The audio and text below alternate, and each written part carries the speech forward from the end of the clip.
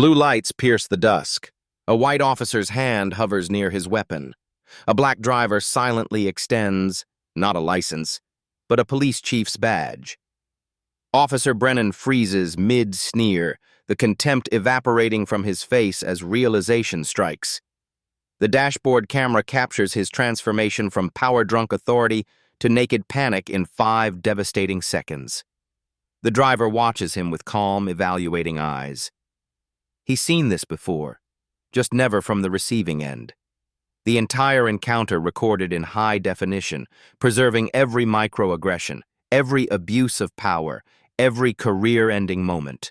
What happens in the next 60 seconds will determine more than one career. Officer James Brennan cruises through Thompson Heights, the city's most exclusive neighborhood. Tasteful mansions set back from immaculate streets, property values that ensure a certain type of resident.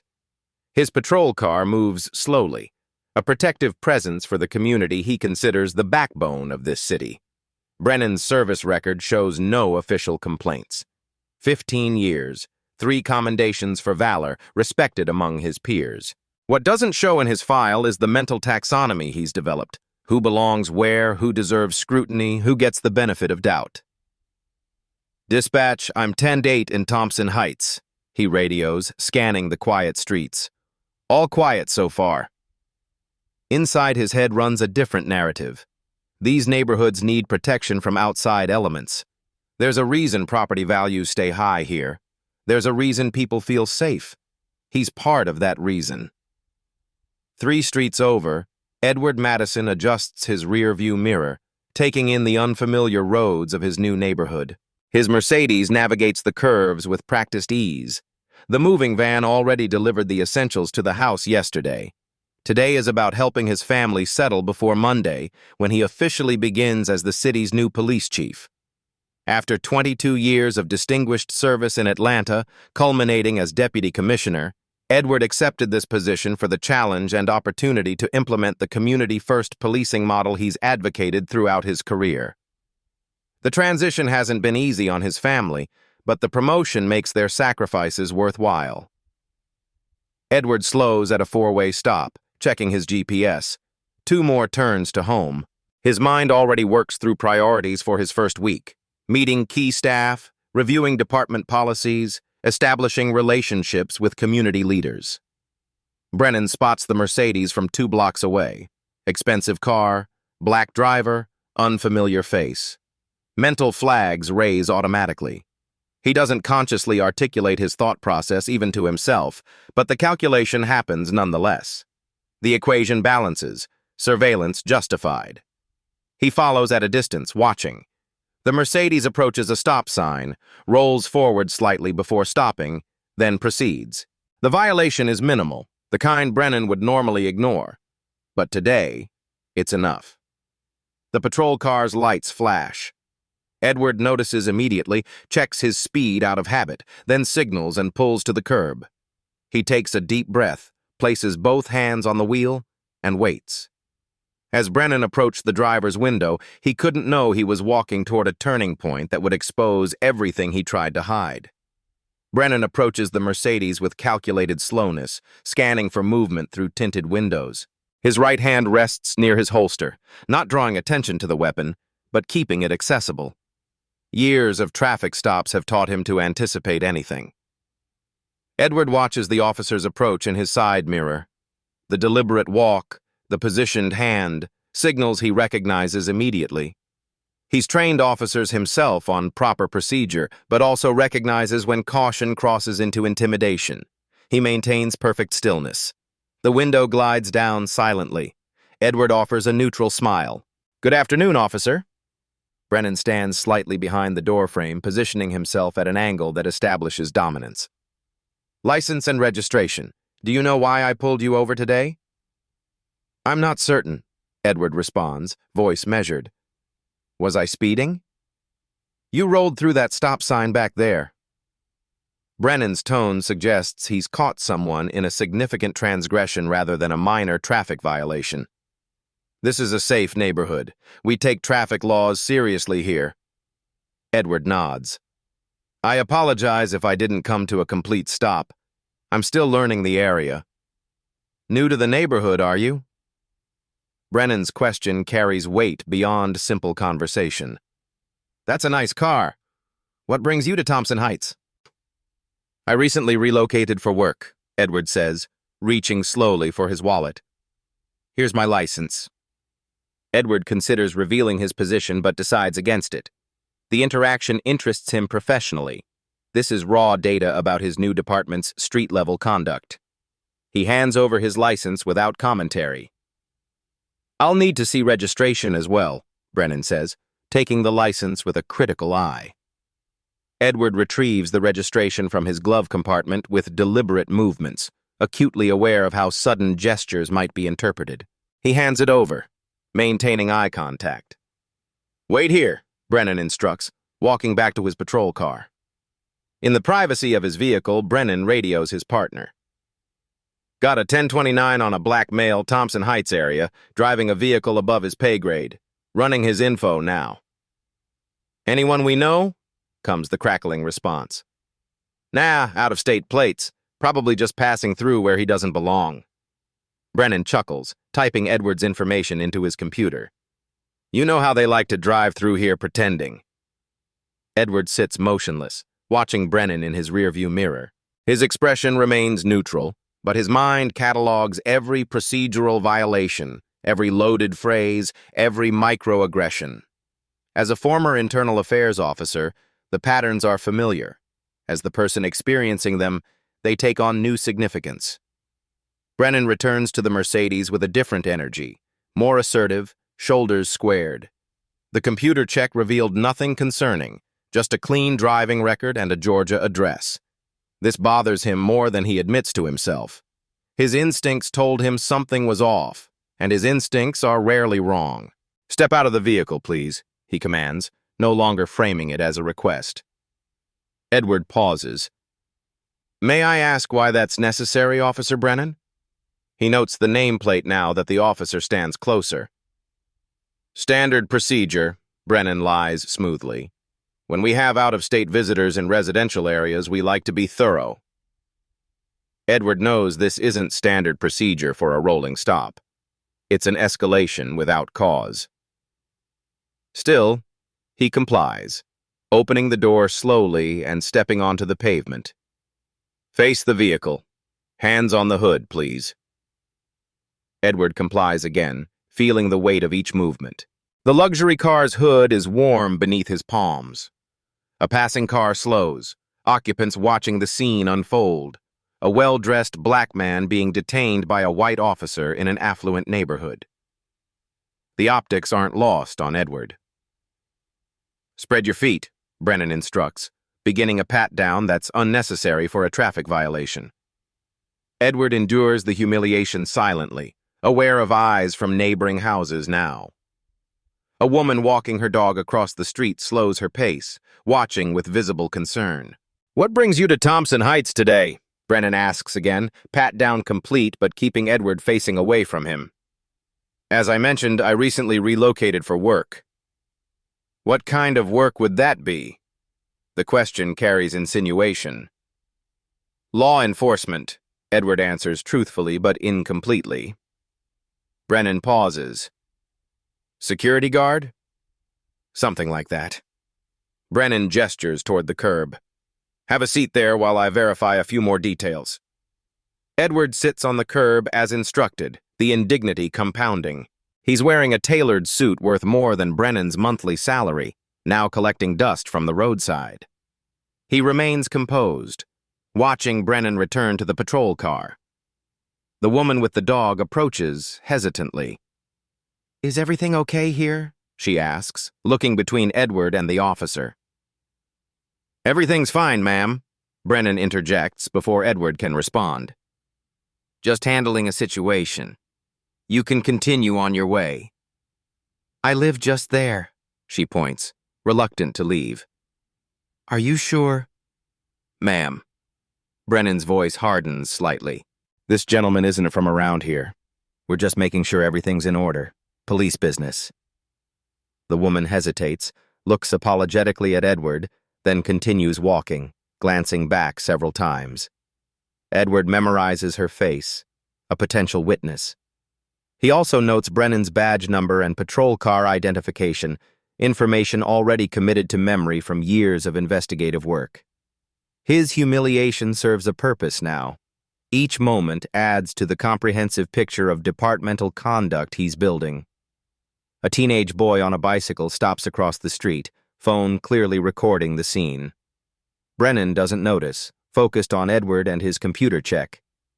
Edward gives no indication he's seen the boy either, but internally acknowledges another witness documenting the encounter. What Officer Brennan couldn't see was the text message Edward had just sent, or the multiple witnesses now recording the entire incident from their front porches.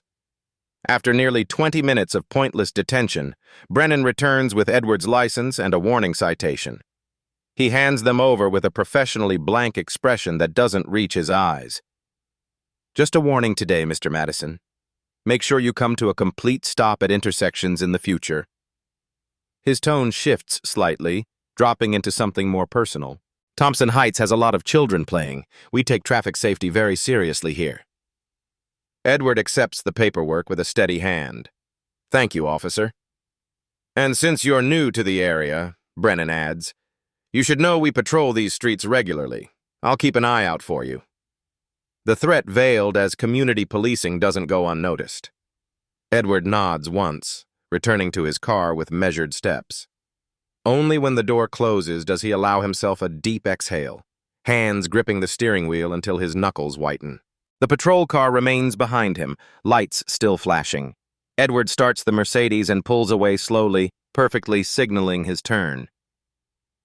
In the rearview mirror, he watches Brennan watching him until the road curves and breaks their visual connection. 2 blocks away, Edward pulls into a coffee shop parking lot. His hands shake slightly, not from fear, but from controlled anger. The kind that doesn't explode but burns methodically, fueling purpose rather than destroying it. He reaches for his phone and dials a number from memory. "Catherine, it's Edward Madison." His voice remains professional despite the adrenaline still coursing through him. "Yes, I'm in town. Actually, I've just had an interesting welcome to the city from one of our officers." He listens briefly. "No, I'd prefer no immediate action. This may be useful." "Yes, a learning opportunity. Could you secure the dash cam footage from Officer James Brennan's patrol car today? Approximately 2:30 p.m. Have it available, but don't mention it to anyone yet." He ends the call, then opens his contacts again. The city manager who recruited him deserves to know, but Edward frames it carefully when the man answers. "Robert, it's Edward. I've arrived in town. Yes, the house is suitable. Listen, something happened today that you should be aware of, though I don't want any immediate action taken." He explains the traffic stop in clinical detail, emphasizing factual observations over emotional responses. The city manager's outrage grows audible, but Edward remains calm. "No, I want to handle this myself. It's actually given me valuable insight." "Yes, exactly. This isn't about one officer. This is data." He pauses. "I'd appreciate your discretion until I officially start on Monday." Meanwhile, Brennan parks at a convenience store 2 miles away, radioing his partner again. "That Madison guy? Nothing came up. Clean record." He sounds almost disappointed. "Something felt off, though. Guy said he works in law enforcement, but acted strange about it. Probably security at the mall or something, trying to sound important." "You let him go?" his partner asks. "Gave him a warning. Made sure he knows we're watching." Brennan chuckles. "Bet he takes the long way around Thompson Heights next time." "You're terrible, man," his partner responds, but there's uncomfortable laughter in his voice. "One of these days that attitude's gonna bite you." "Been doing this 15 years, Brennan dismisses the concern. "I know the type. Trust me." Back at his new home, Edward greets his wife and daughter with forced cheerfulness. When his wife notices his distraction and asks what's wrong, he provides a simplified version of events. "Just a minor traffic stop, nothing serious." His reassurance isn't entirely convincing. Was it because...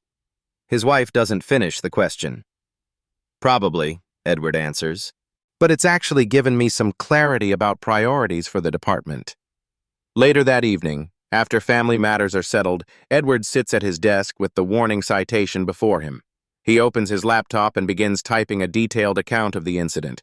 Time, location, officer information, sequence of events, procedural violations, witnesses. The document reads like an internal affairs report because that's exactly what it is. He reviews department policies on traffic stops, highlighting each violation. When finished, he saves the document and sends another email requesting radio transmissions from Brennan's patrol car during the time of the stop. Evidence gathering is second nature after decades in law enforcement. The difference now is that he has the authority to ensure consequences. In exactly 1 week, Officer Brennan would walk into the morning briefing to find a surprise that would make his blood run cold.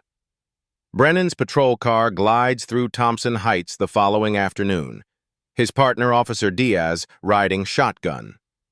The rhythm of their shift feels routine. Community visibility patrol, responding to minor calls, maintaining order in a city sector that rarely experiences serious crime. "So you really made that guy sit on the curb yesterday?" Diaz asks, breaking a comfortable silence. "For a rolling stop?" "He was suspicious," Brennan defends. "Out-of-state plates, couldn't give a straight answer about why he was in the neighborhood." He glances at his partner. "You weren't there. Something felt off." Diaz shifts uncomfortably. "Just saying, man.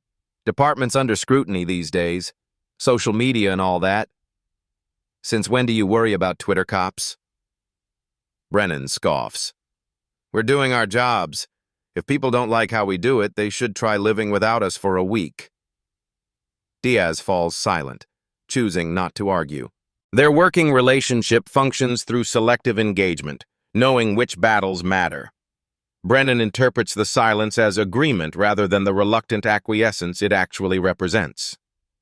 Across town, Edward Madison sits across from Robert Chen, the city manager, and Diana Powell, HR director. The conference room's large windows overlook the city center, a view Edward barely notices as he focuses on the laptop screen before them. "This is from Officer Brennan's dash cam," Edward explains, playing the footage of yesterday's traffic stop. "Notice his hand position as he approaches, the immediate escalation to a vehicle exit and search despite no probable cause." Robert Chen's expression darkens as he watches. "This is completely unacceptable. We should begin termination proceedings immediately." "No," Edward counters firmly.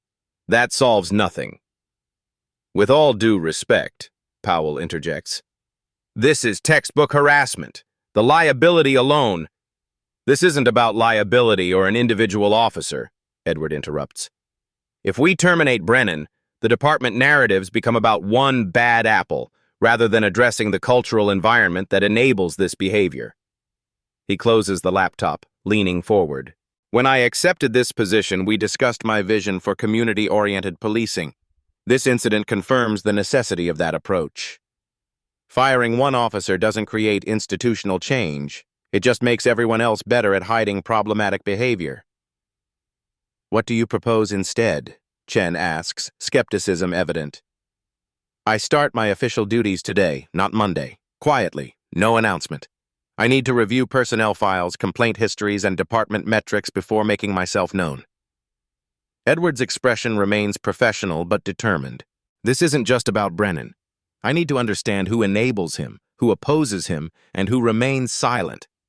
Powell and Chen exchange glances, recognizing the strategic approach of an experienced law enforcement professional. Their initial reactive anger gives way to respect for his methodical response.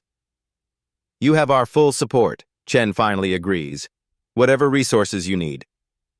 Meanwhile, Brennan and Diaz respond to a call about a suspicious person in a residential area near downtown. A lower-income neighborhood than Thompson Heights, but undergoing gentrification that creates tension between established residents and newcomers. The suspicious person turns out to be a Hispanic teenager walking home from baseball practice. Brennan approaches with the same authoritative stance he used with Edward, though slightly less aggressive. The questioning follows familiar patterns. Where are you going? Where do you live? What's in the bag? The interaction ends without incident, but Diaz notices the teenager's resigned expression, the look of someone who experiences these stops regularly. It's routine for the officers, procedural. For the teenager, it's another reminder of his provisional status in public spaces. "Kids seem fine," Brennan comments as they return to the patrol car. "Just checking things out." Diaz nods without speaking, adding another item to his mental list of concerns he never voices. The department culture doesn't reward those who question established practices, especially coming from a junior officer partnered with a veteran like Brennan. By evening, Edward has established a temporary office in a conference room at headquarters, his presence known only to a handful of administrative staff sworn to secrecy. Personnel files cover the table, organized into patterns only he recognizes. Complaint records, commendations, patrol assignments, arrest statistics. The data tells stories beyond individual incidents. A pattern emerges around Brennan and 4 other officers with similar behavioral markers. More concerning are the supervisors who dismissed civilian complaints against these officers, creating an environment where accountability evaporates before reaching consequential levels. Edward makes notes in his precise handwriting, mapping connections invisible to those embedded in the system. This isn't just about racism. It's about power, accountability, and the corrupting effect of unchecked authority. The solutions must address all levels of the dysfunction. As Edward reviewed the pattern of complaints, one name kept appearing in witness statements, someone who could bring the entire house of cards tumbling down. The community center on Westfield Avenue sits at the boundary between Thompson Heights and the more diverse Parkside neighborhood. Edward arrives in casual clothes, no indicators of his profession or new position. The building hosts tonight's community forum on police-community relations, a regular event typically attended by the same frustrated citizens and the same defensive department representatives. Edward takes a seat in the back row, notebook in hand. He observes without engaging, cataloging faces and dynamics. The moderator, a retired schoolteacher, maintains admirable neutrality despite obvious tension in the room. "I've filed 3 complaints about targeted traffic stops in my neighborhood," a middle-aged black woman states firmly. Each time, the investigation concludes with insufficient evidence despite multiple witnesses. A police representative offers practiced responses about proper channels and procedural requirements. Edward notes how the bureaucratic language creates distance rather than connection. The woman's frustration visibly grows with each non-answer. After the meeting, Edward approaches her in the parking lot. "Ms. Washington, I found your comments insightful." She regards him with justifiable suspicion. "And you are?" "Edward Madison. I'm new to the city, trying to understand community concerns." Not a lie, though incomplete. "Would you be willing to share more about your experiences with the department?" Her hesitation lasts several seconds before deciding to trust him. "If you're genuinely interested, several of us meet at Riverside Coffee on Thursdays." Edward collects similar connections throughout the week. Small conversations, contact information, invitations to community gatherings. He builds a network of voices systematically excluded from official channels, each providing pieces to the larger puzzle. Across town in a local bar popular with law enforcement, Brennan sits with a group of officers from his shift. The evening ritual involves cold beer, department gossip, and the occasional complaint about administration. "Heard we're getting a new chief next week," Officer Rivera mentions, signaling for another round. "What's the point?" Brennan dismisses. "Another politician in a uniform. They come in talking reform, then realize they need us more than we need them." "Word is this one's from Atlanta," adds Sergeant Miller. "Some hotshot who turned around their community policing division." "Community policing," Brennan mockingly echoes. "Coffee with complainers while real crime happens elsewhere." "I don't know," Officer Taylor interjects cautiously. "Those departments with solid community relationships get better intelligence, more witnesses cooperating." "That your professional assessment after your whole 2 years on the force?" Brennan's tone carries enough edge that Taylor immediately backpedals. "Just repeating what they taught at the academy." The conversation shifts to safer topics: weekend plans, sports, equipment complaints. Underneath runs the current of resistance to change, particularly from officers like Brennan, whose identity and authority remain intertwined. Edward spends his third evening at headquarters reviewing body camera footage of Brennan and officers with similar complaint patterns. He identifies Officer Sarah Jensen, a 5-year veteran whose reports occasionally contain subtle contradictions to Brennan's when they respond to calls together. Her performance reviews show excellence in community engagement but stalled promotion prospects. The next morning, Edward arranges a casual encounter with Jensen in the department gym, introducing himself as a new transfer without revealing his rank. Their conversation remains professional, but provides Edward insights into departmental dynamics from a perspective unfiltered by knowledge of his position. "Challenging environment?" Edward asks between sets. Jensen measures her response carefully. "Like anywhere, good officers trying their best. And the not-so-good?" Her pause speaks volumes. "Protected by the right connections. Same as any department, I imagine." Edward builds similar connections with other officers identified through personnel reviews, those with ethical complaint records, community engagement commitments, or patterns of reporting that diverge from problematic officers.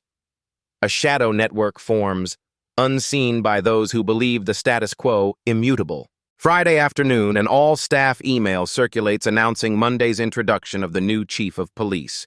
No biographical information, no photograph, just a time and location for the briefing. Speculation spreads throughout the department, officers and civilian staff alike constructing narratives about what changes might come. Brennan reads the email with indifference. "Another suit telling cops how to police," he comments to Diaz.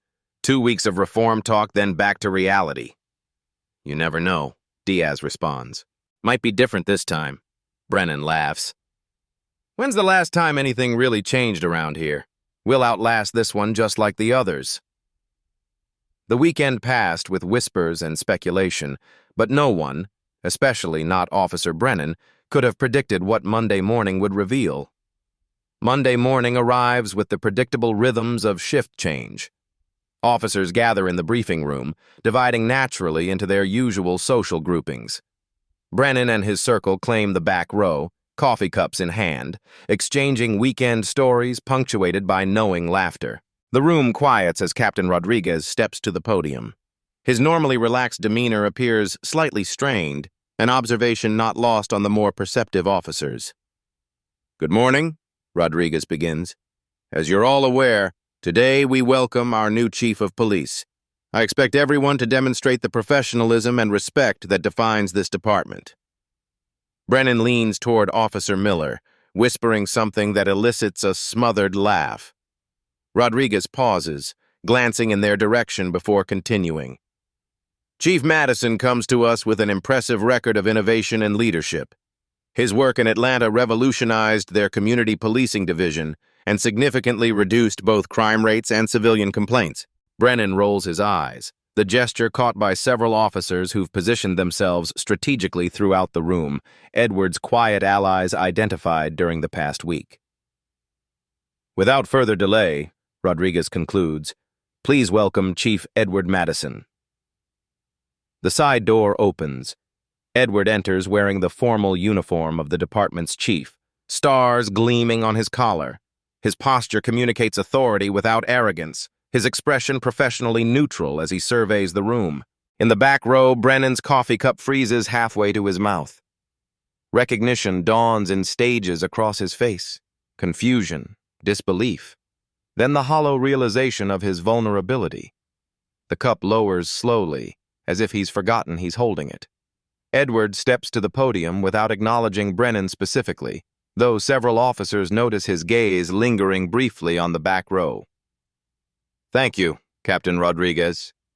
Edward's voice carries easily through the suddenly silent room. "I appreciate the welcome and look forward to working with each of you." His presentation proceeds with methodical precision: department priorities, community engagement initiatives, accountability measures. Each point references specific policies that directly address issues from Brennan's traffic stop without ever mentioning the incident. Body cameras will remain activated during all civilian interactions, Edward emphasizes. No exceptions. These protect both the public and officers from misunderstandings or misrepresentations. Officers exchange glances, sensing the subtle shift in departmental gravity. This isn't the typical vague reform language of previous administrations, but specific, actionable directives with clear expectations. Traffic enforcement should focus on genuine safety concerns, Edward continues, not as pretexts for investigative stops without reasonable suspicion. Our metrics will shift accordingly. Quality of community safety outcomes rather than quantity of citations. With each point, Brennan seems to physically diminish in his chair.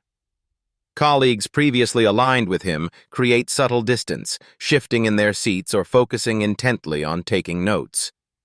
I believe in second chances, Edward concludes, meeting various officers' eyes around the room. I also believe in accountability. Both are essential to a department that serves its community with integrity. My door is open to those committed to those values. Following the briefing, officers form a line to introduce themselves to their new chief. Edward greets each with genuine attention, connecting names with details gleaned from personnel files without revealing the extent of his preparation. Brennan attempts to slip out a side door, using the crowd as cover. "Officer Brennan," Edward's voice cuts through the room's conversation. "A moment, please." The room doesn't quite fall silent, but attention shifts toward this first test of the new command structure. Brennan turns slowly, professional mask firmly in place as he approaches. "Chief Madison." He extends his hand with forced confidence. Edward accepts the handshake, maintaining eye contact. "I'd like to see you in my office at 2 o'clock. "Yes, sir." Brennan's voice betrays nothing, but the pulse visible at his throat tells a different story. "Thank you." Edward turns to the next officer, effectively dismissing Brennan without further comment. Brennan exits the briefing room, immediately pulling out his phone to call the union representative. The conversation is brief and urgent, ending with Brennan pacing the parking lot, reality settling around him like a shrinking cell. He returns to the station and approaches the records department, requesting access to his dashcam footage from the previous week. The clerk's apologetic response confirms his fears. "Those files were transferred to the chief's office this morning. You'll need to request access through proper channels." Brennan's union representative meets him in the station cafeteria, their conversation conducted in hushed tones over untouched coffee. "How bad is the footage?" the rep asks bluntly. "Standard traffic stop," Brennan insists, though his expression lacks conviction. "Maybe a bit more thorough than usual, but nothing outside protocol." "Did you use any language that could be interpreted as biased? Any procedural violations?" Brennan's silence provides the answer. "I'll be present for the meeting," the rep sighs. "Say as little as possible. Don't." As Brennan approached the chief's office that afternoon, he had no idea that on the conference table lay not just the dash cam footage, but 15 other complaint files with his name highlighted in yellow. Brennan stands outside the chief's office at precisely 1:58 p.m., union representative beside him. His uniform is impeccable, posture military straight, armor against what's coming. The secretary nods for them to enter without looking up from her computer. Edward sits behind a desk that still bears the previous chief's organizational system. The room remains in transition, boxes half unpacked, but the wall now displays Edward's credentials, commendations, and a framed photograph of his family. The contrast between the unsettled office and Edward's complete composure amplifies the power dynamic. "Officer Brennan, Mr. Kovac." Edward acknowledges each with a nod. "Please, sit." The conference table holds a laptop, closed, and several manila folders arranged in a precise line. Brennan focuses on controlling his breathing as he takes a seat across from Edward. The union rep places a legal pad between them, pen ready. "I appreciate punctuality," Edward begins, voice neutral. He opens the laptop, turns it to face them, but doesn't immediately play anything. "Before we begin, is there anything you'd like to share about our previous interaction?" Brennan hesitates, caught between denial and acknowledgement. The union rep subtly touches his arm, a warning to remain silent. "Chief Madison," the rep interjects, "if this concerns a specific incident, we'd like to understand the nature of any allegations before Officer Brennan responds." Edward nods, accepting the procedural deflection. "Of course." He presses play on the laptop. The dash cam footage begins. Brennan's approach to Edward's vehicle, hand positioned near his weapon, the escalating demands, the curb detention.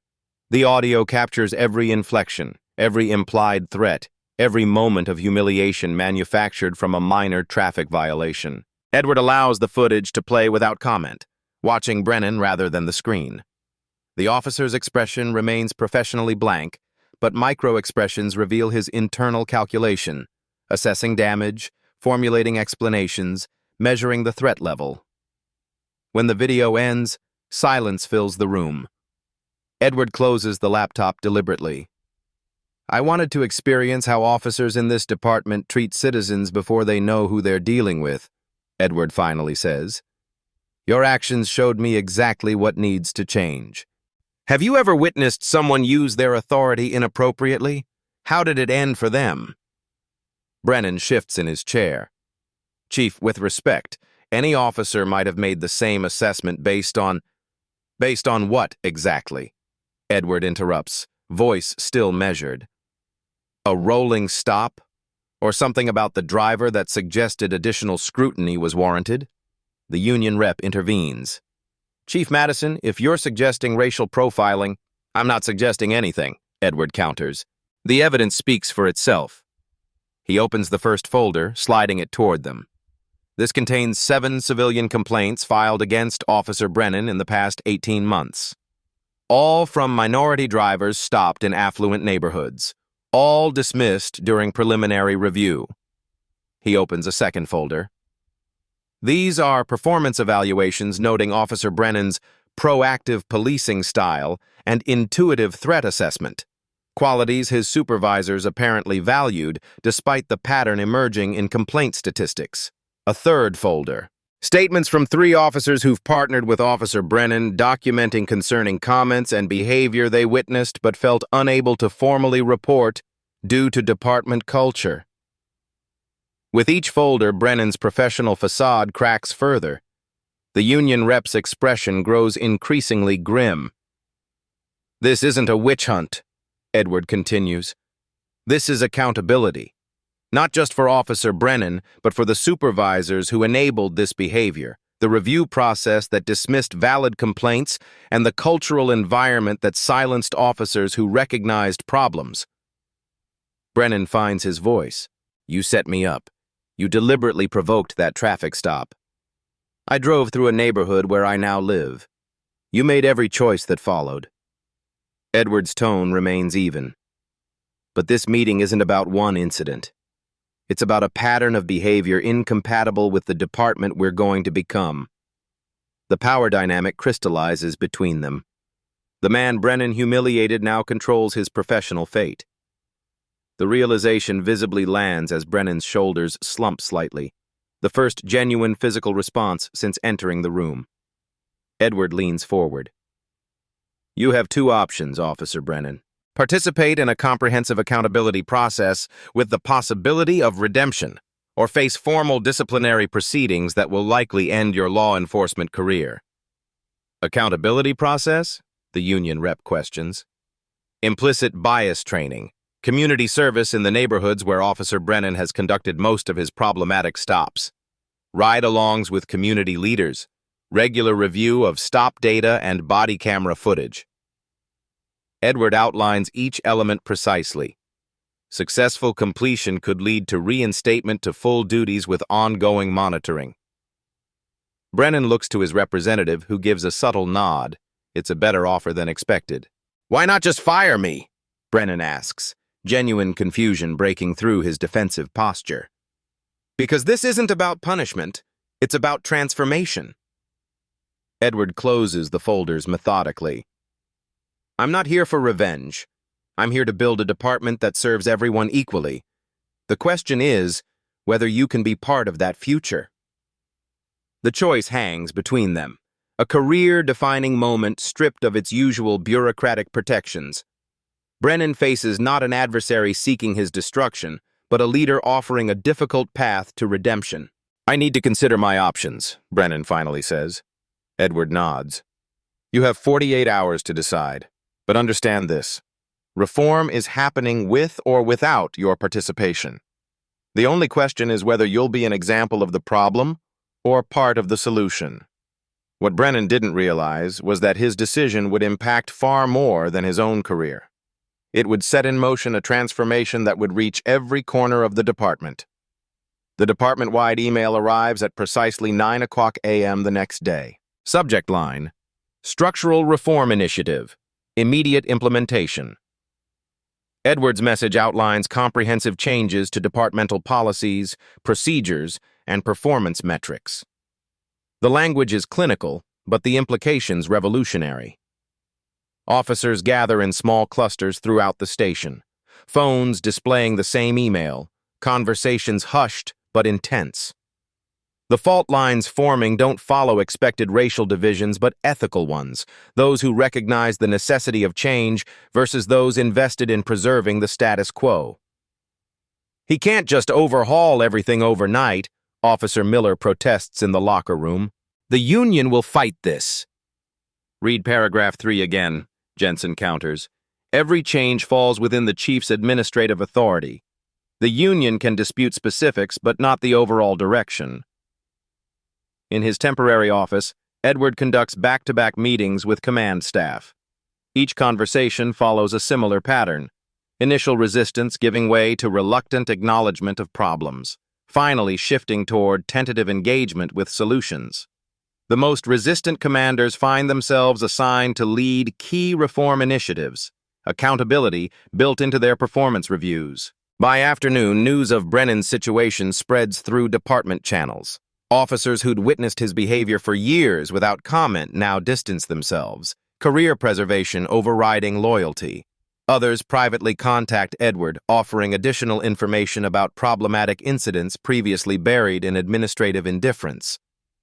Brennan himself remains conspicuously absent, placed on administrative duty pending his decision. The empty patrol car space in the department parking lot becomes a visual reminder of accountability's new reality. The weekly city council meeting transforms into an impromptu referendum on Edward's reforms. The council chambers overflow with community members, department representatives, and media. Edward presents his findings and implementation plan with methodical precision, supporting each point with statistical evidence and specific policy references. "These changes aren't punitive," he emphasizes to the divided council. "They're corrective. We're not dismantling effective policing, we're enhancing it by removing barriers to community trust." Councilwoman Rivera leans toward her microphone. "Chief Madison, while I support these objectives in principle, the pace seems aggressive. Perhaps a more gradual approach." "Respectfully, Councilwoman," Edward interrupts. "Gradual reform is what this department has attempted for a decade, according to your own Oversight Committee reports. The results speak for themselves." He displays a graph showing increasing civilian complaints alongside decreasing substantiation rates.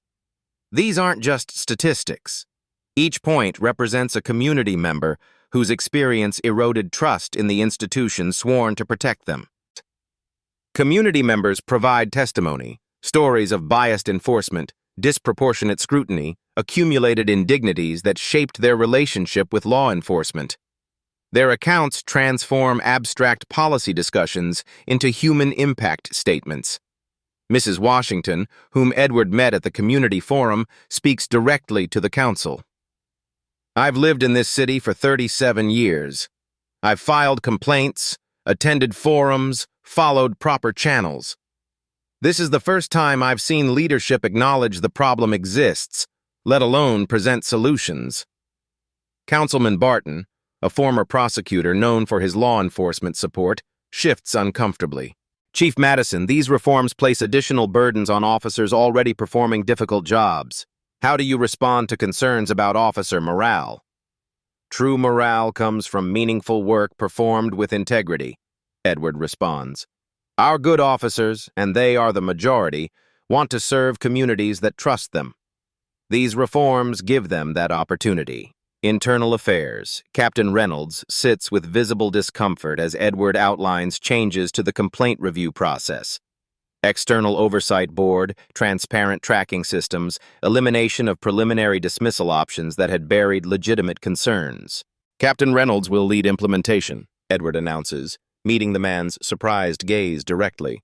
His extensive experience with the current system provides valuable insight into necessary improvements.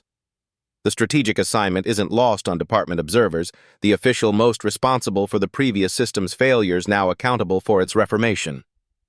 As the council meeting concludes, the city manager addresses the room. The administration fully supports Chief Madison's initiatives. These represent the commitments to community-responsive policing that we outlined in our strategic plan last year.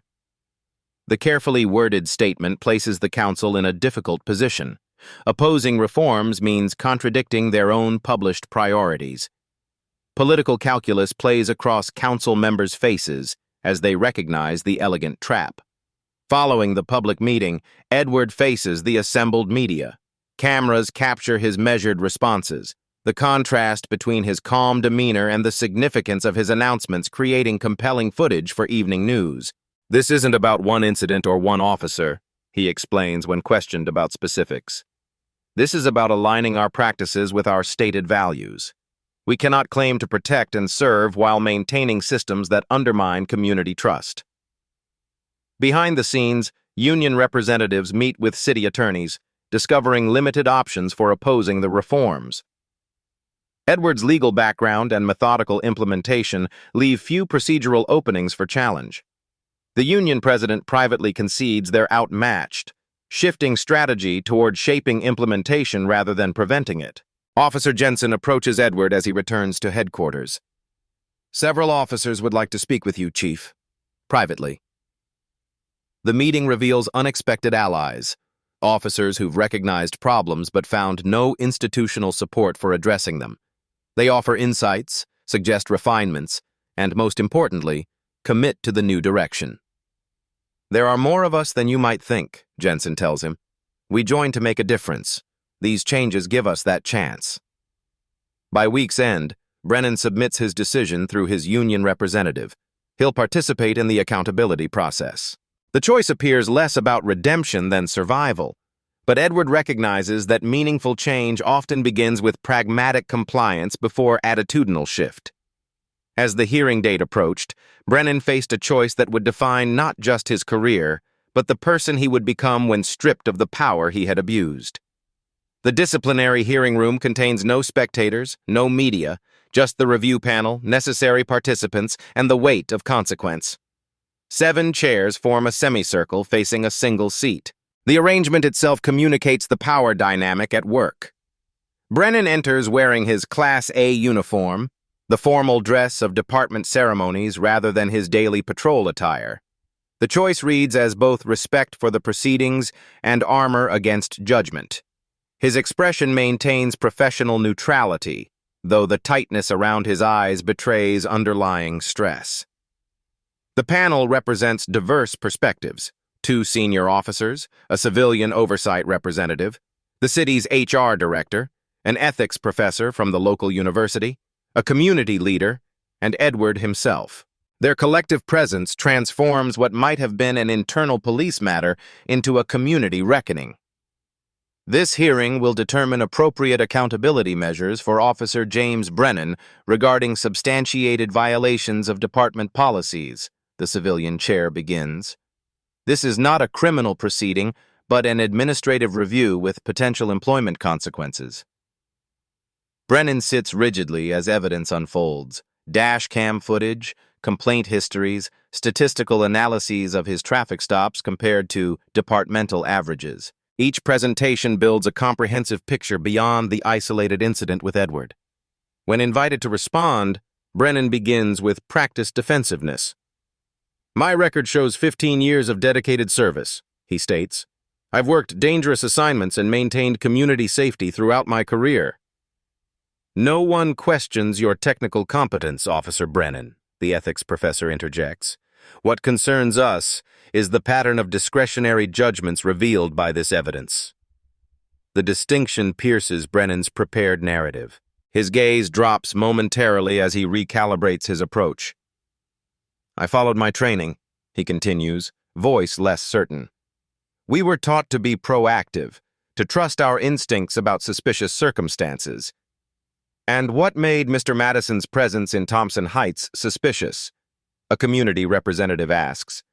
The question hangs uncomfortable in the room. Brennan's internal struggle plays across his face, the conflict between continued denial and the dawning recognition that honesty might offer his only path forward. I made assumptions, he finally admits, the words seemingly painful to extract. Based on patterns I thought I recognized.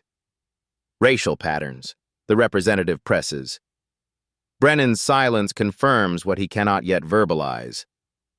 Officer Brennan, Edward speaks for the first time, this panel doesn't expect perfection. We're looking for accountability and capacity for growth. Those require honest self-assessment. Something in Edward's tone, professional yet not unsympathetic, creates space for vulnerability rather than defensive posturing. Throughout my career, certain approaches were rewarded, Brennan continues, voice steadier now. Statistical productivity, proactive interventions. Nobody questioned how we chose which vehicles to stop or which neighborhoods needed additional scrutiny. He straightens in his chair. That doesn't excuse my actions, but it explains the context in which they developed. The panel exchanges glances. This represents progress beyond the expected denial. Edward nods slightly, encouraging continued reflection. My father was a police officer, Brennan adds unexpectedly. He policed the way he was taught, which is how his father policed before him. I thought I was carrying on a tradition of protecting communities.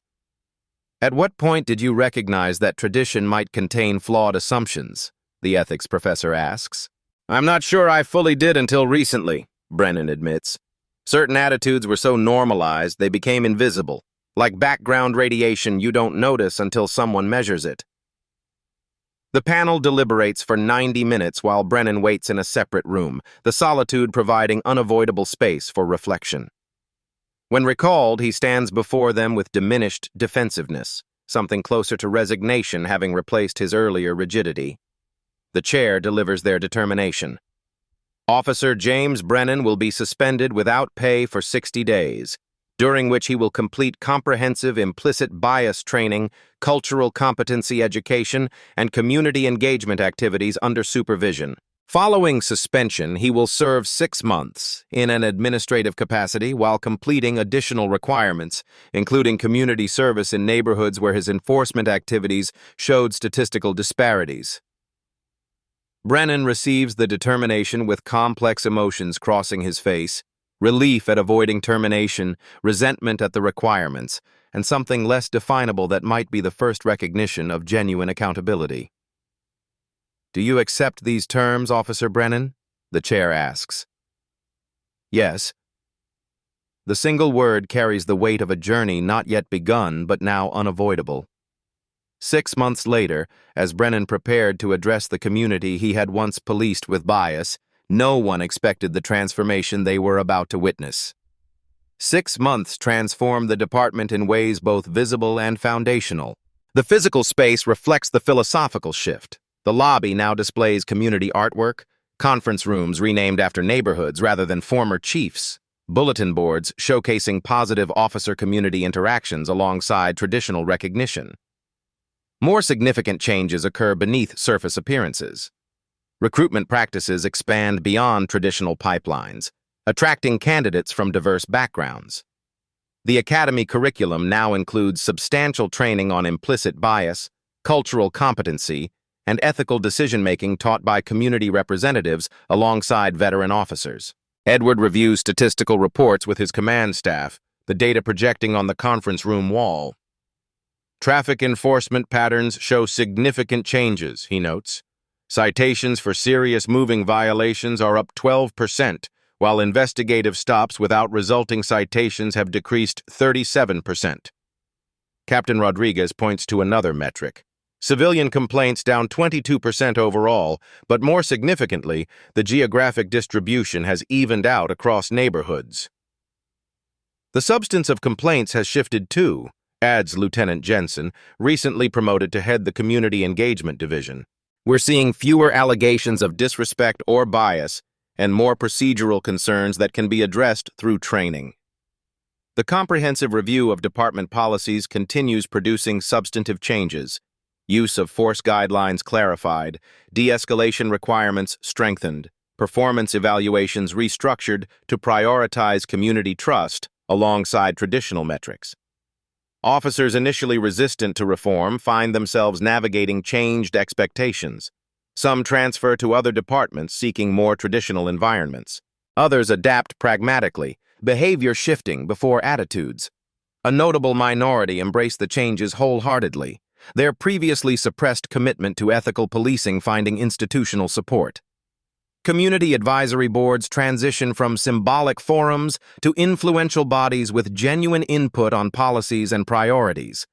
Their quarterly meetings feature robust discussions rather than ceremonial presentations, disagreement valued as productive rather than adversarial. Survey data shows measurable improvement in community perceptions, trust increasing incrementally in previously alienated neighborhoods, cooperation with investigations rising alongside willingness to report crimes and provide witness statements. The causation is clear, Edward explains to the City Council. When communities trust that enforcement will be fair and respectful, they participate more fully in public safety partnerships. State-level police leadership takes notice. Edward receives invitations to present at regional conferences, consultant requests from neighboring departments, interest from state legislators considering reform legislation. The department's approach becomes a case study in implementing meaningful change without sacrificing effective policing. Throughout this transformation, Brennan completes his prescribed program with initial reluctance evolving into something more complex. The implicit bias training initially triggers defensiveness, but skilled facilitators create space for reflection rather than accusation. Community service places him in neighborhoods he previously viewed only through patrol car windows.